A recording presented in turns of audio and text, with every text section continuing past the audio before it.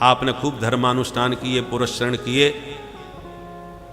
परंतु भगवत कथा में अनुराग नहीं हुआ, भगवान के चरित्रों में प्रीति नहीं हुई, तो केवल परिश्रम मात्र किया है, अभी जीवन का वास्तविक लाभ आपको नहीं मिला है। धर्मस्वनुष्ठित पुंसाम विश्वक्सेन कथा सुय नोत्पादयेद्यदिरतिं श्रम एव हि केवलम। जब तीर्थराज प्रयाग में प्रथम कथा हुई हमारी, पूज्य ब्रह्मलीन पूज्य श्री रामलोचन स्वरूप ब्रह्मचारी जी महाराज के बाड़े में, तो पहले जब सेठ जी थे, काशीनाथ सेठ परिवार से त्रिलोकचंद जी, उन्होंने निवेदन किया, उनकी बहन जी रहती थी प्रयागराज में, तो उनको मन हुआ कथा कराने का, तो सेठ जी ने निवेदन किया, तो ब्रह्मचारी जी बोले देखो भाई, हमारे यहाँ इतना भंडारा चलता है, इतने सब साधु सेवा रहती है, हमारे पास कहाँ जगह है जो कथा होगी, और समय भी नहीं है, मना कर दिया। तो सेठ जी श्री उनके पूज्य गुरुदेव के पास पहुँचे, ब्रह्मलीन श्री स्वामी विष्णु आश्रम जी महाराज, उनसे निवेदन किया कि हमारा मन है परंतु कोई स्थान समझ में नहीं आ रहा। तो स्वामी जी बोले अपने ब्रह्मचारी का लगता तो है वहाँ से, फिर उसी में कराओ। बोले हमारा निवेदन तो किया था पर मना कर दिया। बोले अच्छा, कथा के लिए मना कर दिया? तो स्वामी जी ने आदेश दिया वहाँ से कि देखो ब्रह्मचारी तेरे यहाँ कथा होगी और हम स्वयं आएंगे, हम भी सुनेंगे। तो जब गुरुदेव का आदेश हो गया तो बेबस होकर के उन्होंने कहा ठीक है भाई करो। हम पहली बार पहुँचे, अब जैसे वो रुद्राभिषेक कर रहे थे, बड़ा दिव्य स्वरूप था महाराज उनका, तो जाकर के हम प्रणाम किए और चुपचाप बैठ गए।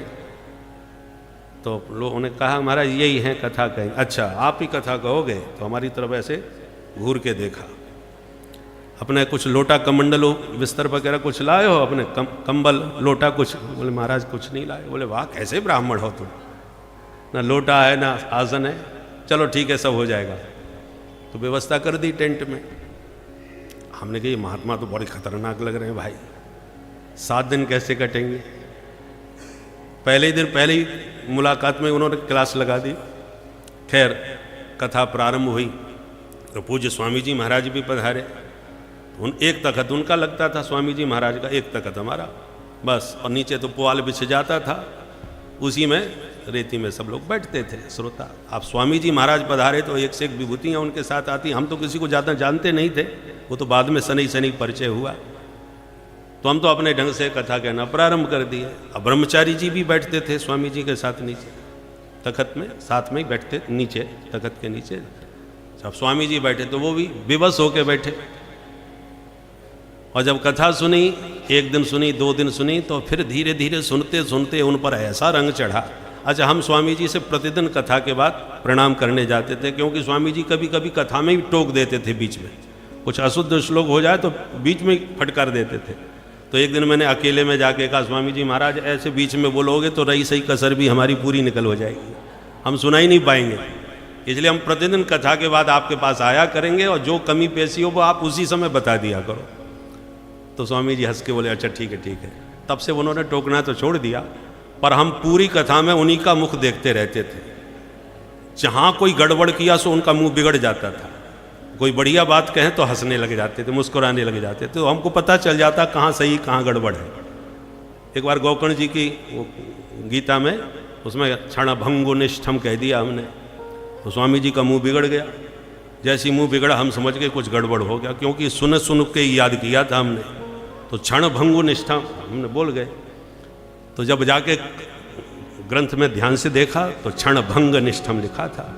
हमने कहा अरे ओकार गलत लग गया। फिर हम स्वामी जी के पास बाद में पहुँचे तो बोले वो श्लोक बोलना गोकर्ण जी वाला। फिर हमने उच्चारण में जाकर क्षण भंग निष्ठम, बोले हाँ बिल्कुल ठीक। हमको लगता सुनने में हमको थोड़ा गड़बड़ लगा। तो उन्हीं का मुख देख करके हम पूरा एकाग्रता से कथा कहते थे। तो अब ब्रह्मचारी जी भी सुनने लगे। तो मैं जब तीसरे दिन स्वामी जी का दर्शन करने गया कथा के बाद, तो ब्रह्मचारी जी बैठे थे अंदर। तो हमने कि ब्रह्मचारी जी बैठे बात कर रहे हैं, तो बीच में जाना ठीक नहीं, हम बाहर ही खड़े रहे, सुनते रहे कि ब्रह्मचारी जी निकले तो हम जाके प्रणाम करें, शायद न जाने क्या वार्ता हो रही हो। तो कान में हमारे भी आवाज़ जा रही थी। तो ब्रह्मचारी जी अत्यंत गदगद होकर के कह रहे थे तो स्वामी जी महाराज अब इनसे कह दीजिए प्रतिवर्ष हमको कथा सुनाने आया करें जब तक हमारा जीवन रहे। बड़े गदगद हो गए। तब स्वामी जी महाराज ने यही श्लोक उनको सुनाया, धर्मस्वनुष्ठितः पुंसाम विश्वक्सेन कथा सुयः नोत्पादयेत यदि रतिम श्रम एव ही केवलम। अरे ब्रह्मचारी, तूने जो बड़े बड़े यज्ञ किए और कुछ शुभ कर्म किए, जो रुद्राभिषेक किए, इन सब का परम फल यही है कि आज तुम्हारी कथा में अभिरुचि उत्पन्न हो गई है, कथा में तुम्हारी प्रीति हो गई। ये सब जितने धर्मानुष्ठान हैं उन सब का परम फल यही है। भाई ये श्लोक उस समय स्वामी जी के मुख से हमने सुना, तब हमने इसको दृष्टि में रखा। तात्पर्य है स्वामी जी महाराज जब भी डांटते थे किसी भी बात पर तो उसके साथ साथ बढ़िया बढ़िया श्लोक बताते। देखो यहाँ पर कितने बढ़िया बढ़िया श्लोक हैं, तुम इन सबको छोड़ करके तुम फालतू की बातें करते रहते हो। तो उस समय तो हमको बड़ा विचित्र लगता था कि इन महात्मा जी के सामने कथा कहना बड़ा भारी पड़ जाता है भाई। तो जहाँ पता चलता स्वामी जी आ रहे हैं तो हम बिल्कुल सावधान हो जाते हैं, जैसे विद्यार्थी परीक्षा के लिए। परंतु उनकी वह डांट आज हमारे लिए अमृत वरदान जैसा प्रतीत होती है। अब समझ में आता है, देखो महापुरुषों का सानिध्य कितना आनंदकारी होता है, ये अभी समझ में नहीं आता, बाद में समझ में आता है। इसलिए हमेशा महज्जनों का आजन्म आश्रय लेकर के रखना चाहिए। जो आश्रय छोड़ देते हैं वही स्वच्छंद होकर के मनमुखी जीवन जीने लगते हैं। इसलिए हमेशा किसी न किसी महापुरुष का अंकुश हमारे जीवन में जीवन पर्यंत रहना चाहिए। ये नहीं कि अब हम परिपक्व हो गए, सिद्ध हो गए।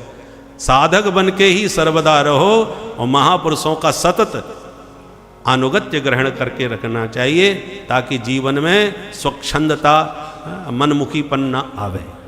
बोल भागवत भगवान की जय। तो भगवान की भक्ति ही ज्ञान और वैराग्य को उत्पन्न करती है। इसके लिए पृथक प्रयास की आवश्यकता नहीं है।